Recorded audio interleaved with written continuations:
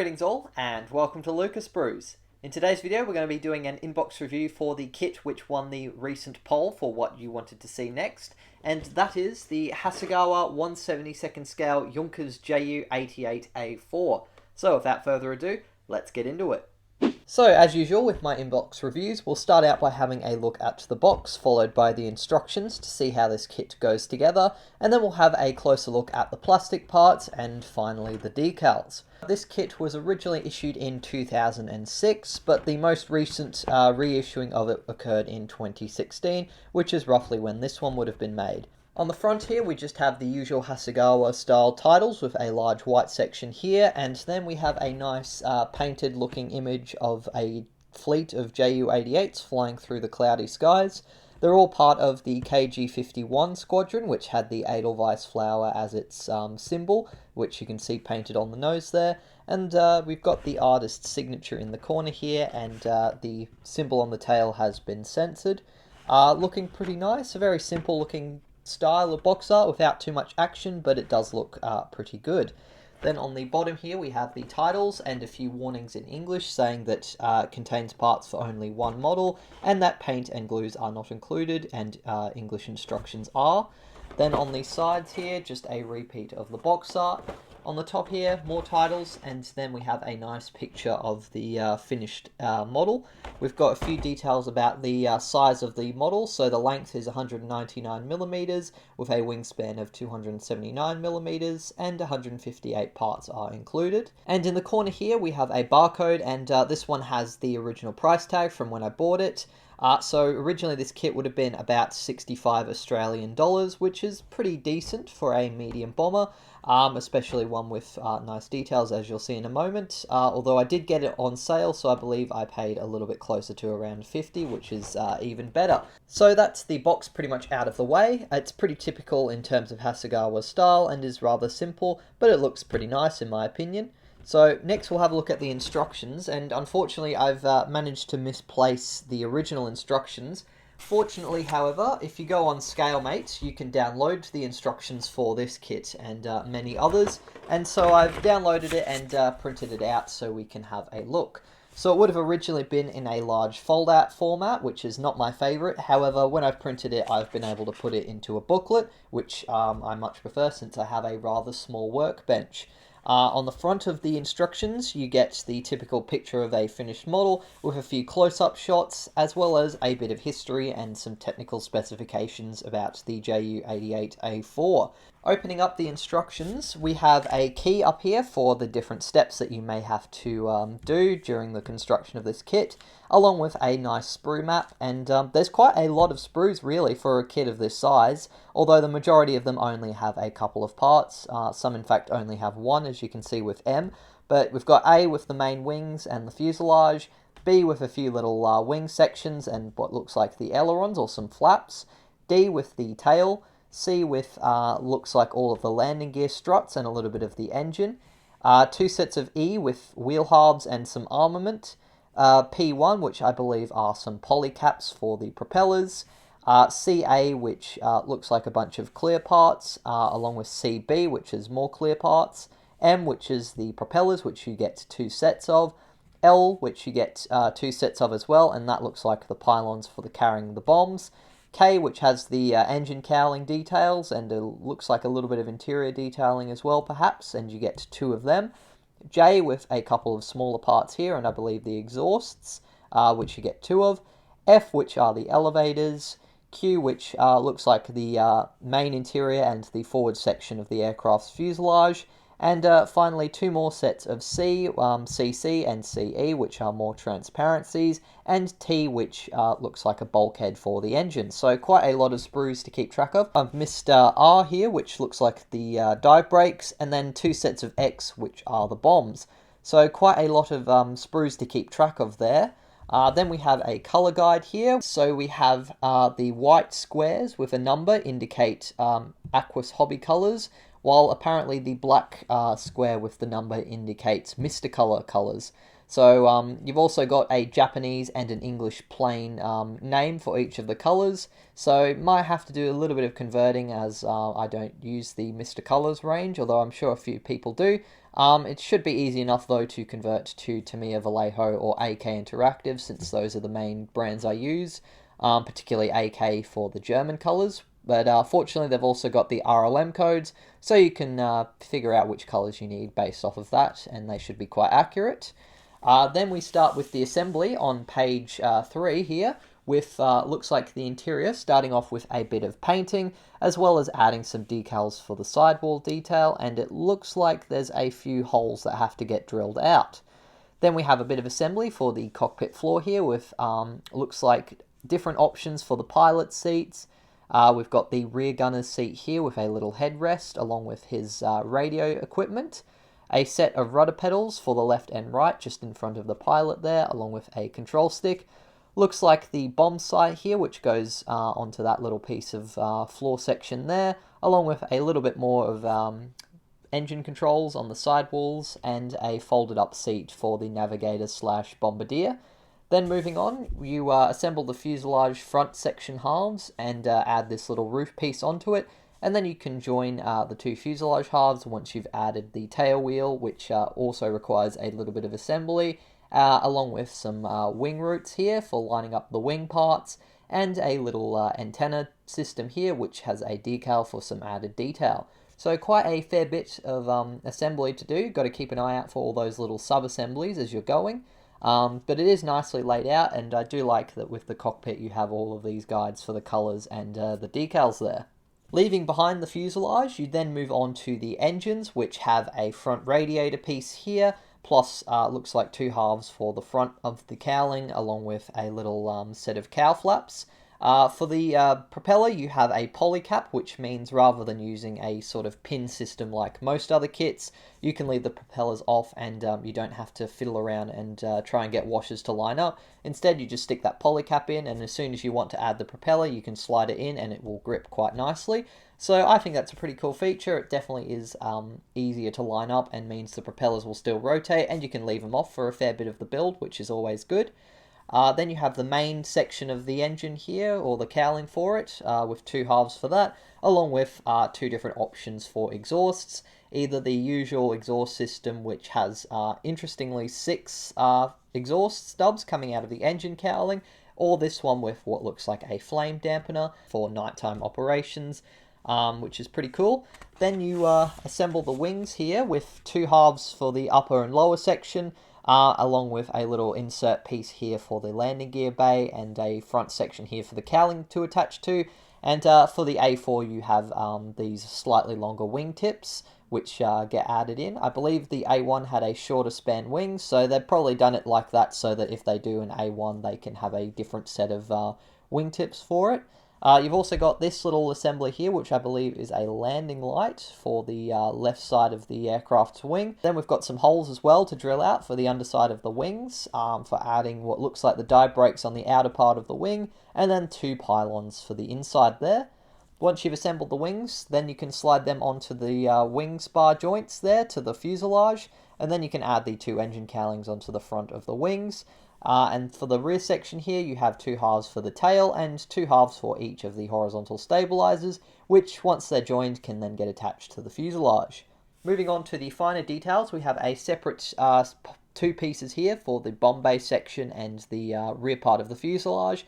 Unfortunately, it doesn't look like you can have the bomb bay doors open, which is a bit of a shame, although I can understand why they didn't do it, because it is quite a small part of the aircraft. The main bombs that are included in this kit are actually for these underwing pylons. So you get 2 250 kilogram bombs and 2 500 kilogram bombs.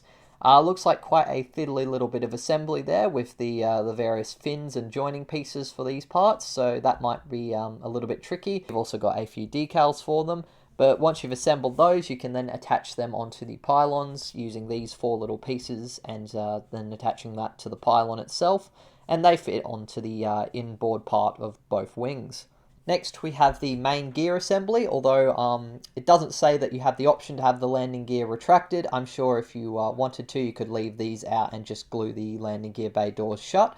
But for the wheels themselves, you have 2 halves for each tyre, and then there's a few little add-on pieces to the main oleo strut here. And once that's done, there's just these 2 little frame pieces which attach to the main strut. Repeating that assembly for the right side, although with slightly different parts because obviously they're rotated. And then once they're done, you can assemble them as part of step 9 here. You've also got the propeller here, which consists of a base piece followed by a spinner and then the propeller itself. And then there's just this simple little pin piece that attaches to the back and will slot into the polycaps. There's a little gondola assembly here, which consists of a forward piece here, which would have the bomb sight in it. And then this little rear section of the cabin where the rear gunner can lie. And he has these twin 7mm machine guns, which get installed into this piece here. If you wanted to, you could probably glue this in the open position, since this is where the main entrance way is for the crew. You have some little antenna pieces, along with a set of flap doors for the tail wheel section. A little bumper piece for the back of the tail, and then you have the dive brakes for both the left and right side of the wing, which they suggest, I believe, that you do the decals for it before adding them in, so it might be a little bit better to leave them off until after you've painted the model and then glue them into place. And finally, for step 9, you have the ailerons with the little balancing pieces here to join them to the main wings. The final step we have here for assembly is the canopy section, which consists of 2 rear halves along with a forward half. And for each position, you have a single 7mm machine gun, and the rear ones have their own little piece that they sort of slide into to attach them onto the canopy. So it looks like a little bit of a fiddly assembly there. Definitely recommend you use some CA glue or some other type of glue other than the usual poly cement to avoid fogging them up, as there is quite a bit of clear part gluing for this kit. Then before you attach the canopy, you have a little gun sight here for the pilot. Then you've got 4 windows for the front of the bombardier section, along with the main glazed nose section there, followed by the exhausts, which go onto the rear part of the engine cowling, which is a bit of a weird design choice in the 88, but it looks quite cool, and it's good that they've managed to do that. Then we've got a pitot tube for the left side of the wing and a landing light cover, and finally you can install the propellers, add that antenna onto the canopy, and there's a little clear panel that goes over the back of that antenna at the rear of the fuselage. So quite a fiddly kit to assemble. There's a lot of little sub-assemblies, and the instructions aren't really super clear. There's steps that you kind of have to then do sub-assemblies for before then doing the main step, so it is a little bit all over the place. So definitely not one for beginners, and I would definitely recommend you take it slow, as you can quite easily skip something little like adding that landing light, or not assembling some of these little sub-assemblies. But that's it for assembly. The back of the instructions also include the marking guides, and as you can see, we have 3 different schemes. The first scheme we have here is from the KG-51 in Russia, which is the one we see on the box of the aircraft, and it's done in the usual RLM 70, 71 and 65 splinter camouflage with a few little coloured pieces here and there, like I believe red for the front here with the yellow bands on the wings and the fuselage sides.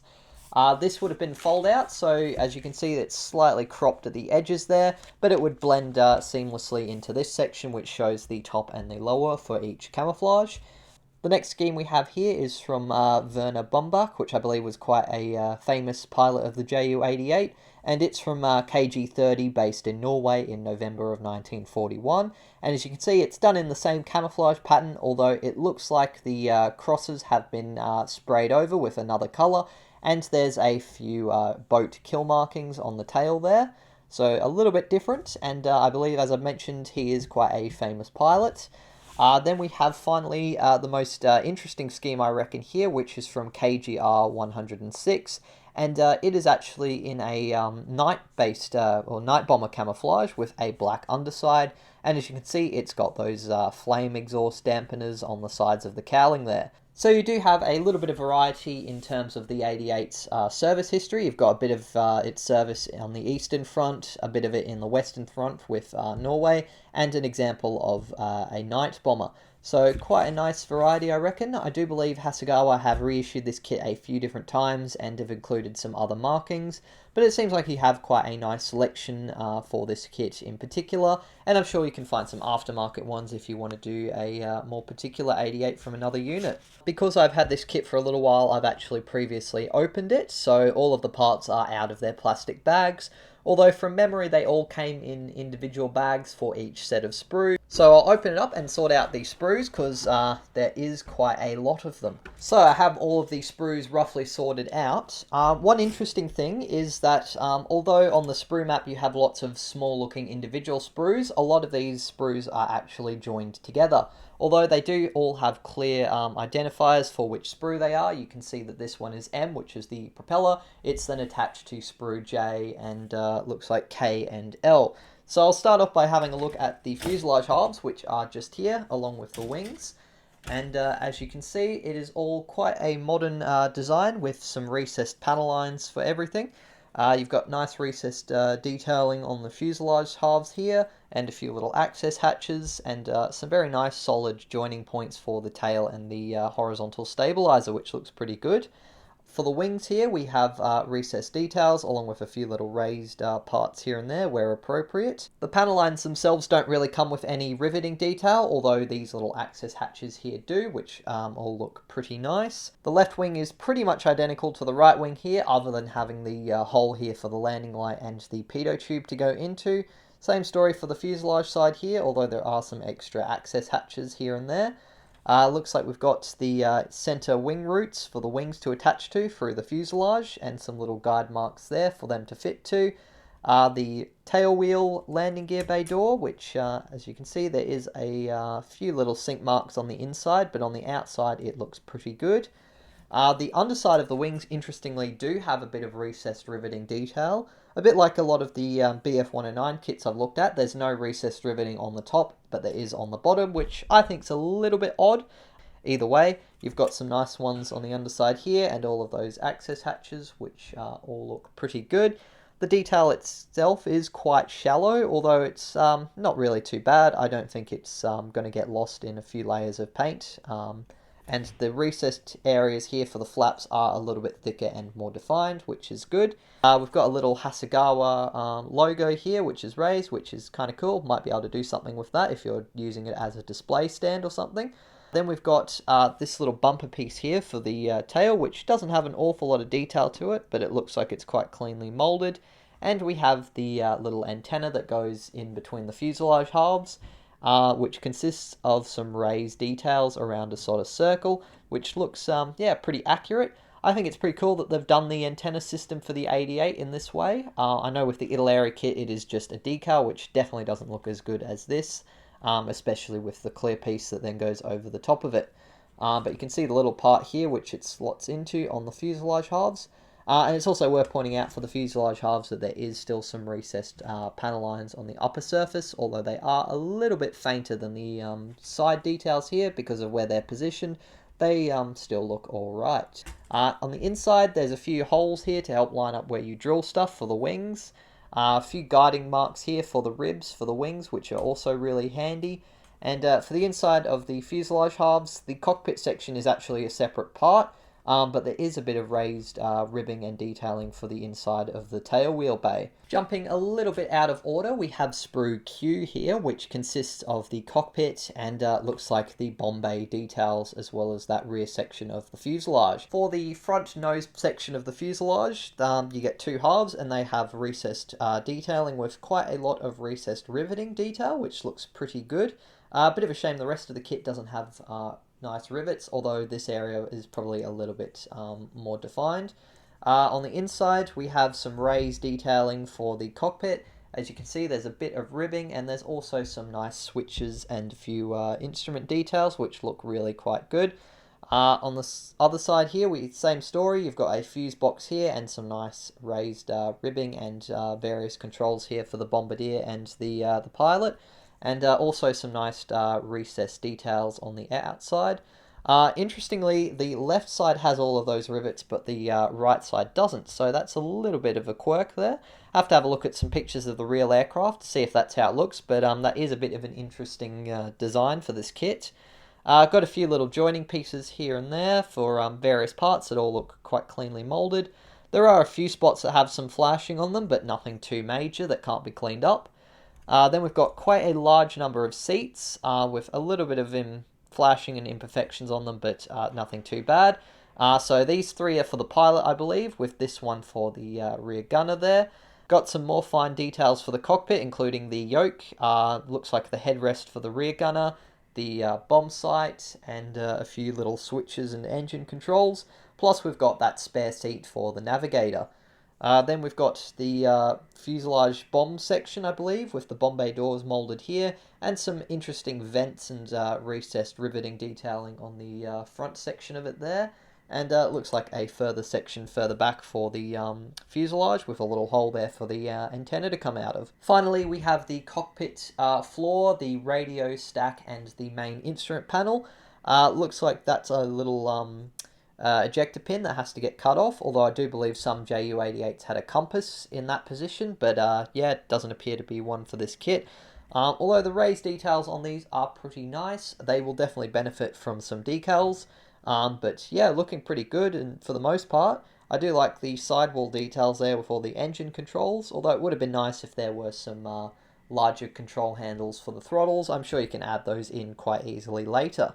We have some of these sprues repeated here, but we've got E and X, which we have two of, which are exactly the same, although they've been cut off from this extra sprue here. So we'll put these ones aside and look at these ones instead, since they're the same. But starting with Sprue C here, we have all of the landing gear struts with the main oleos there, all looking quite nicely detailed. There's some nice raised ribbing and detailing and little attachment points, and the parts seem to be quite cleanly moulded. There is a bit of an oily feel to this sprue in particular, but nothing a little bit of soap and water can't remove, I'm sure. We've got some very nice recessed detailing for the hub there, for the tail wheel, which looks really quite good. Along with some little machine guns here. A few more little structural parts for the landing gear and the tail wheel strut with the brake. There are a fair few ejector pin marks that have been moulded onto them, which have to get cut off. But for the most part, they're quite cleanly moulded, and there's some really nice raised and recessed details on these parts. For the inside of the landing gear bay, there's not an awful lot really, other than these holes to help line up the struts. There are a few more small antenna parts here, all with some nice recessed and raised details on them where appropriate, and another little machine gun here, all looking quite good for Sprue C. For Sprue E, we have the tyres for the landing gear, which have some recessed patterning for the treads, and also some raised and recessed details for the hubs, which all look quite nice. I like that the hubs are raised above the tyres, so they should be quite easy to paint. And then we've also got these little parts here for the landing gear, which are some little strut kind of pieces, along with a machine gun for the rear gunner. Looks like part of the elevator's controls, the rudder pedals there, and the attachment point for them for the pilot, and the little piece here for the propellers to attach to. Finally, we have the bombs, the 250 and the larger 500 kilogram bombs, along with their little stabilizing fins and the little framework that holds them together. So yeah, looks like some quite nice detailed parts here, especially for that landing gear. And this sprue seems to be a lot cleaner molded than the last one, although it does have that oily feel to it that, as I've mentioned, should be able to be washed off. As you can see, we've got the tail piece here, which is just two parts, Sprue D. And the tail itself has some very nice recessed details, some very nice riveting and recessed panel lines here, and a nice defined one here for where the rudder is. Interestingly, I believe all of the Ju-88 surfaces were actually metal, which is a little bit rare at this stage in the war.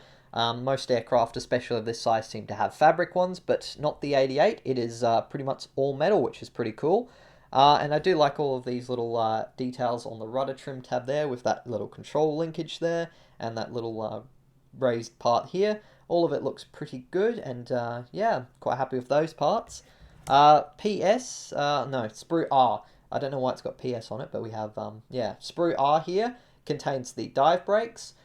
These are a bit of a tricky part really to mold in plastic, because as you can see on the inside here, it's there's no raised details, but on the outer surface here there are. So if you're going to use the dive brakes, which weren't on all Ju-88s, a lot of crews would take them off to reduce the drag. You're going to have them in the retracted position, otherwise you might have to get some aftermarket ones, because if these are deployed you're going to have a very nice detailed front, but the rear part is going to be just a black blob of plastic really. I suppose you could probably try and drill out holes here, but that would take a lot of effort, and yeah, they're not the best, but they have had a go at these parts, and if they're retracted, should look okay. We have this small piece here, which contains the section where the wings and the engine cowlings join. There's a few nice little recessed rivets and access hatches, although there are a few spots where there's some scratches and scuff marks on the sprue, and I believe there's a little part here to mark where the exhaust would go that you can attach it to, so not as good as if it had a sunken area for it to fit to, but at least there's a nice guiding reference there so you can line it up correct.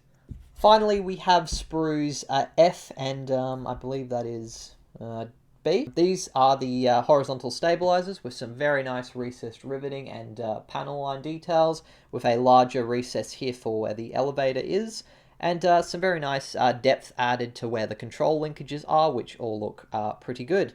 Looks like the underside has the riveting detail, but the upper surface does not, much like the wing, which is, again, a bit of a strange option, I think, but perhaps they're onto something that I don't know. Then we've got the ailerons here, which are, I believe, metal again, and they're all recessed details.